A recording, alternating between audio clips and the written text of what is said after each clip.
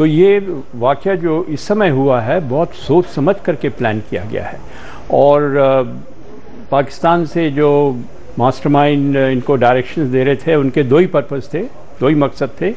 एक, जितना ज़्यादा नुकसान पहुंचाया जा सके, क्योंकि उनको टीवी में सब सूरत हाल का पता चल रहा था, उसको देखते हुए उनको डायरेक्शंस देते थे कि किस तरह सबसे ज़्यादा नुकसान हो जी।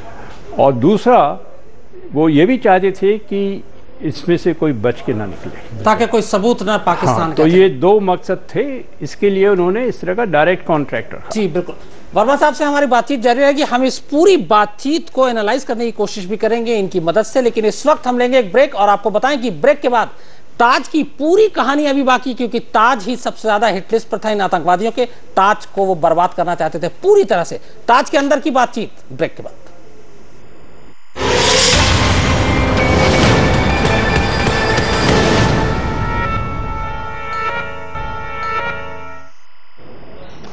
तो आप देख रहे हैं 26/11 का खौफनाक खुलासा और आपके कान सुन रहे हैं वो खौफनाक आवाजें जो लगातार पाकिस्तान में बैठकर मुंबई की तबाही के फरमान जारी कर रहे थे।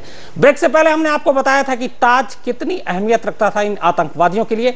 अब आपको हम बताते हैं कि ताज में जब फोन आया तो बातचीत कहां से शुरू होती है, क्या क्या बात होती है, और खास तौर पर कराची से लेकर जो मुंबई तक का सफर था, उस सफर में एक नाविक की बहुत बड़ी भूमिका रही थी। और अजय, बात वहां से शुरू होती। बिल्कुल, और हम आपको ये बताएंगे, इस बातचीत के जरिए ये बिल्कुल साफ हो जाता है कि ये सभी 10 के 10 आतंकी पाकिस्तान से समुद्र के रास्ते आए थे, और उस रास्ते में इन्हें क्या क्या करना था ये पहले से बताया गया था, लेकिन उसमें कहीं चूक हो गई थी। और इस चूक का जिक्र इस बातचीत के दौरान आता है, जो कि इस पूरी बात को सामने स्पष्ट तौर पर रख देता है कि ये आतंकी पाकिस्तान से आए थे। क्या हुई थी चूक और उसके बारे में बात कैसे होती है, जरा देखिए आप। तारीख 27 नवंबर 2008, वक्त रात के 1:15। होटल ताज महल में आतंकियों का सबसे बड़ा हथियार था आग। पाकिस्तान में बैठे आतंक के आकाओं को मालूम था कि तबाही का जो काम उनकी गोलियां और ग्रेनेड नहीं कर सकते, वो काम आग करेगी। और इसीलिए वो बार बार इस बात पर जोर दे रहे थे कि भारत के इस बेहद शानदार होटल को आग के हवाले कर दिया जाए। लेकिन उन्हें एक और बात की फिक्र सता रही थी। अस्सलाम वालेकुम। वालेकुम सलाम। आग ला रहा है ना कि नहीं ला रहा? आग लाई किधर है? आग दी की तैयारी कर रहे हैं, हाले नहीं लाई, कपड़े इकट्ठे कर रहे हैं बस सारे। जल्दी ला दो। एक ਤੁਹਾਡੇ को ਪੁੱਛਣਾ ਸੀ ਕਿ ਉਹ ਲਾਂਚ ਦਾ ਕੀ ਕੀਤਾ ਸੀ? ਲਾਂਚ ਦਾ ਉਹ ਛੱਡ ਹੜੀ ਸੀ। हाँ जी, वो ਐਵੇਂ ਛੱਡ ਹੜੀ ਸੀ ਬਸ ਵਾਰਾ ਹੀ।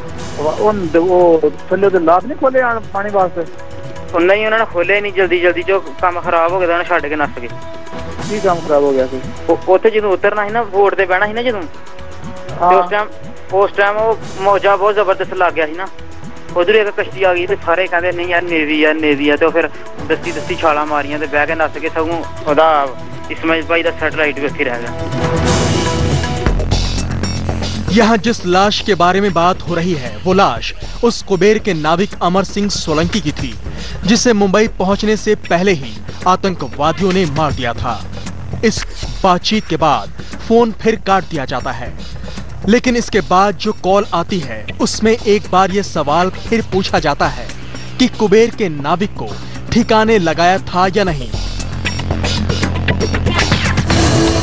कश्ती ਦੇ ਵਿੱਚ ਬੰਦਾ ਸੀ ਤੁਹਾਡੇ ਨਾਲ, ਉਹ ਮਾਰ ਦਿੱਤਾ ਸੀ? ਹਾਂਜੀ। ਕਸ਼ਤੀ ਵਿੱਚ ਤੁਹਾਡੇ ਕੋਲ ਇੱਕ ਬੰਦਾ ਸੀ ਲਾਂਚ ਵਿੱਚ, ਉਹਨੂੰ ਖਤਮ ਕਰ ਦਿੱਤਾ। ਹਾਂਜੀ। ਕਦ ਨਾ ਮਾਰਿਆ ਜੇ? ਉਹਨੂੰ ਜ਼ਿਬਾ ਕੀਤਾ ਸੀ। ਚਲੋ ਉਹ ਵਿੱਚ ਹੀ ਪਿਆ ਉਹਦੇ ਕਸ਼ਤੀ ਦੇ ਕੇ ਬਾਹਰ ਸੁੱਟੇ ਦਾ ਸਮੁੰਦਰ? नहीं, ਵਿੱਚ ਹੀ ਪਿਆ ਉਹ। दरअसल पाकिस्तान में बैठे आकाओं को पता था कि कुबेर का नाविक अमर सिंह सोलंकी अगर बच गया तो उनकी पूरी साजिश का पर्दाफाश हो जाएगा। इसीलिए वो बार बार इस बात की तस्दीक करना चाह रहे थे कि उनकी नापाक साजिश का सबसे बड़ा गवाह खत्म हुआ या नहीं। आशीष खेतान, आज तक। तो आतंकियों से यहां दो गलतियां हुई। एक, लाश को ठिकाने नहीं लगा पाए और दूसरा, सैटेलाइट फोन वहीं पर छूट गया था और इसी की वजह से काफी दिक्कतें भी हुई। और इसके साथ साथ जो सैटेलाइट फोन जिसके हवाले किया गया था अजय, वो जो आतंकवादी कसाब के साथ था, जो मुठभेड़ में मारा गया था सबसे पहले, इस्माइल, वो भी मारा गया, जिसकी वजह से ये फिर पूरी टीम इधर से उधर हो गई। बिल्कुल, तो तमाम ऐसी गलतियां जिसका भी ब्यौरा इन टेप्स में। अभी बहुत कुछ और बाकी है, एक छोटा ब्रेक लेते हैं, बात करेंगे उसके बाद ट्राइडेंट की भी, और फिर फाइनली नरीमन हाउस की तो हम कहानी पूरी कह चुके हैं, लेकिन ट्राइडेंट में अभी कहानी बाकी है। ब्रेक के बाद